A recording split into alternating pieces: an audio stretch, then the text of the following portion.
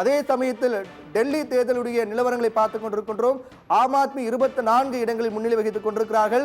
பாஜக 32 இடங்களில் முன்னிலை வகித்துக் கொண்டிருக்கிறார்கள். காங்கிரஸ் 2 இடங்களில் முன்னிலை வகித்துக் கொண்டிருக்கிறார்கள். 36 என்ற அந்த எண்ணை அடைய போவது யார் என்ற ரேஸ் மிக தீவிரமாக வேகமாக ஓடிக்கொண்டிருக்கிறது. காங்கிரஸ் சற்று மந்தமாகவும் ஆம் ஆத்மி பாஜக கடுமையான ஒரு போட்டியாக சென்று கொண்டிருக்கிறது. இருந்தாலும் தற்போது நிலவரத்தை பொறுத்தவரையில் கல்காஜி தொகுதியில் போட்டியிட்ட ஆம் ஆத்மியினுடைய முதலமைச்சர், டெல்லியினுடைய முதலமைச்சர் ஆம் ஆத்மியினுடைய மிக முக்கியமான வேட்பாளர் அதிசி பின்னடைவை சந்தித்திருக்கின்றார். அந்த தொகுதியில் கல்காஜி தொகுதியில் பாஜக ரமேஷ் பிதுரி முன்னிலை வகித்துக் கொண்டிருக்கிறார். மிக முக்கியமான தொகுதியாக பார்க்கப்பட்ட டெல்லி சட்டமன்ற தேர்தலில் புதுடெல்லி, கல்காஜி, ஜங்பூரா உள்ளிட்ட தொகுதிகள் மிக முக்கிய தொகுதியாக பார்க்கப்பட்டன. புதுடெல்லியை பொறுத்தவரையில் தொடர்ந்து 3வது முறையாக அரவிந்த் கெஜ்ரிவால் அங்கு வெற்றி பெறுவாரா என்ற கேள்வி எழுந்திருக்கின்றது. ஆனால் அங்கும் தற்போது கடுமையான ஒரு போட்டி இடுபறிதான் காணப்படுகின்றது. ஆனால் அதே சமயத்தில் மிக முக்கிய வேட்பாளராக பார்க்கப்பட்ட டெல்லியினுடைய முதலமைச்சர் தற்போதும் அவர் டெல்லியில் ஆம் ஆத்மி மீண்டும் ஆட்சி அமைத்தால் நீதிமன்ற அந்த உத்தரவுக்கு இணங்க மீண்டும் யார் முதலமைச்சராக வருவார்கள் ஆம் ஆத்மி என்ற கேள்விக்கான அந்த பரபரப்பு சென்று கொண்ட நிலையில் அதிசி என்பது மிக முக்கிய வேட்பாளராக பார்க்கப்பட்டார்கள். தற்போது அவர் பின்னடைவு சந்தித்து வருகிறார்.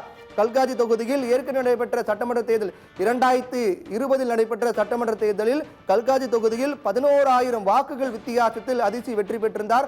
ஆனால் தற்போது அந்த தொகுதியில் அதிசி பின்னடைவு சந்தித்திருக்கிறார். மிக முக்கிய வேட்பாளராக பார்க்கப்படக்கூடிய அதிசி பின்னடைவு கல்காஜி தொகுதியில் அங்கு பாஜக வேட்பாளர் ரமேஷ் பிதுரி முன்னிலை வகித்துக் கொண்டிருக்கிறார்.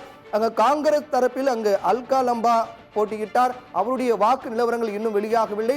இதற்கிடையே மிக முக்கியமான தொகுதியாக பார்க்கப்பட்ட கல்காஜி தொகுதியில் 11,000 வாக்குகள் வித்தியாசத்தில் வெற்றி பெற்ற அதிசி தற்போது பின்னடைவு சந்தித்து வருகிறார் என்ற செய்திதான் மிக முக்கிய செய்தியாக பார்க்கப்படுகிறது.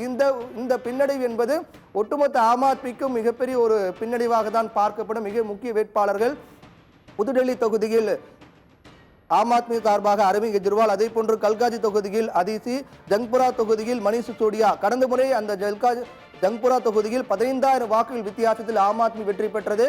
அதைத் தொடர்ந்து புதுடெல்லி, கல்காஜி, ஜங்புரா தொகுதி என 3 தொகுதியிலும் ஆம் ஆத்மி பின்னடைவு சந்தித்திருக்கிறார்கள். மிக மிக முக்கியமான தொகுதி, மிக மிக முக்கியமான ஆம் ஆத்மி வேட்பாளர்கள் பின்னடைவு சந்தித்து வருகிறார்கள். தொடர்ந்து நாம் ஈரோடு கிழக்கு தேர்தல் முடிவுகள் என்ன தாக்கத்தை ஏற்படுத்த போகின்றது, போட்டி என்பது எப்படி இருக்கின்றது, அதே சமயத்தில் ஆம் ஆத்மி பொறுத்தவரையில் இந்த தேர்தல் முடிவுகள் என்பது என்ன தாக்கத்தை ஏற்படுத்தும், இந்த தேர்தல் முடிவுகள் இப்படியே சென்றால் ஒரு கடுமையான இழுபறி இருக்குமா அல்லது பாஜகவுக்கு சாதகமாக இருக்குமா என்ற பல விடயங்களை பற்றி பேச போகின்றோம். தொடர்ந்து பேசலாம். ஒரு சிறிய